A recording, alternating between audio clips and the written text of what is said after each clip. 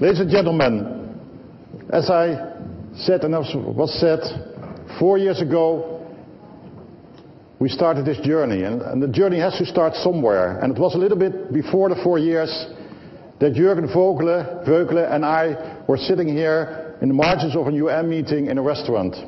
We were having lunch, and we saw that we had agendas of agriculture, we had agendas of food security, and we had agendas of climate change. And we had silos, and we were discussing how can we break down those silos and how can we make one international agenda for agriculture, food security and climate change. And how can we bring it from words into action? Swords into plowshares is the UN symbol here in New York.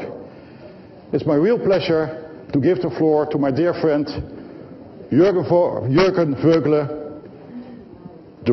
Senior Director of the Global Agriculture Practice of the World Bank and the real founding father of this alliance. Juergen, you have the floor.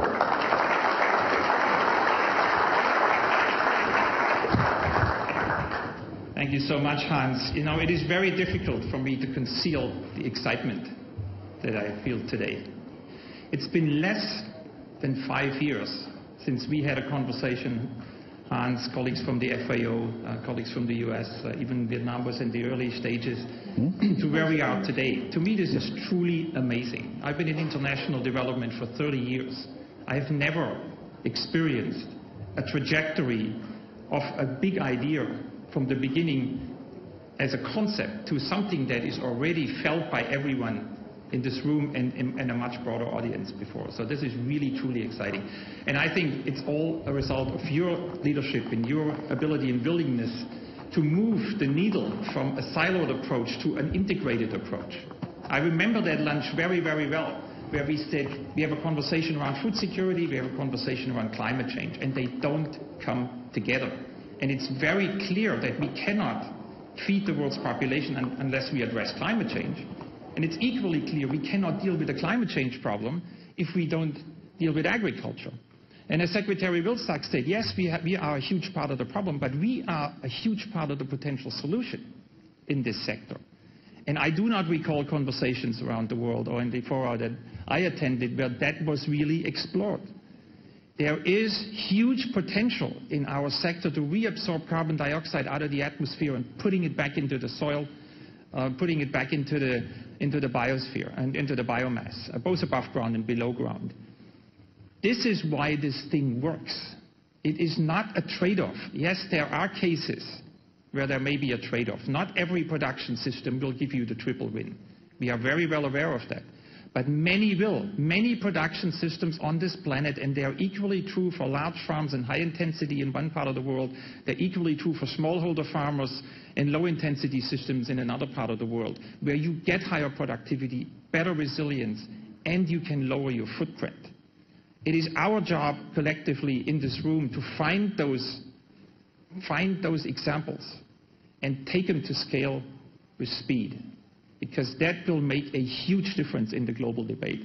So to be here, stand in front of you, and I'm just so absolutely delighted that this did not end up to be simply a government-to-government conversation, but that we have private sector fully engaged, that we have civil society fully engaged. It was really, really exciting to hear some of the statements made by the NGO community yesterday at the official launch.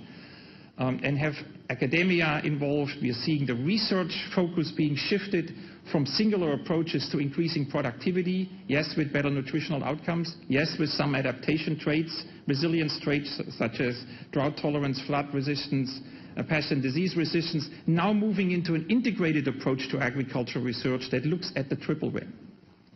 We need to change the way we look at research broadly in agriculture, away from what we've been doing for literally hundreds and hundreds of years, which is a singular increase in productivity, yes, nutritional outcomes, yes, a bit of adaptation traits, to a system that gives you at the same time a lower footprint. So we at the World Bank will strongly support that in that direction. We are really clear that this is not a new religion. It's not a new, philosophy.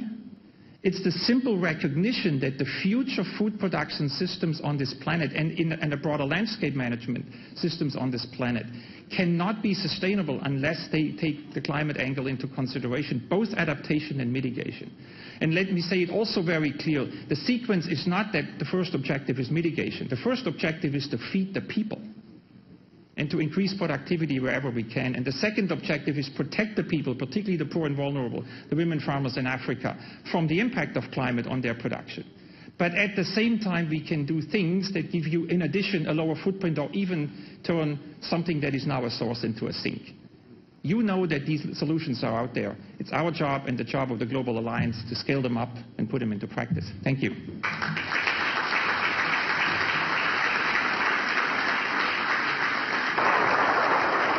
Thank you so much, Juergen, and we hope for your continued support the coming years. And ladies and gentlemen, we have shown that we can work fast at the international level.